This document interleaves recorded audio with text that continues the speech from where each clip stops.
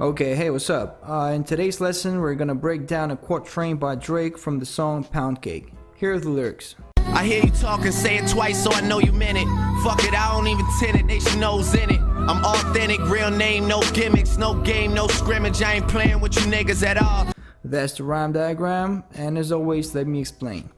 Drake uses a mixture of internal and compound rhymes in this quatrain. The first bar consists of the type 1 rhyme, it, and the type 21 compound rhyme, meant it. The second bar is made up of the type 1 rhyme, it, again, and the type 21 compound rhymes, meant it and in it. The third bar has the type 21 rhyme, authentic. I'm saying 21 so much, 21.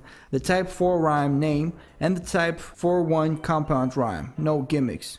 Lastly, the fourth bar starts with the type 4 rhyme, no, and the type 41 rhyme, no scrimmage. Here's an example of this rhyme scheme being applied. I got more bars than a prison, I'm pushing the vision. I've risen, never forgot the mission in the kitchen. This dimension captured my ascension. My rapture, my intentions based on profit produced. The rhyme analysis and implementation was done by the inventor. So what do you guys think? Can you do it too?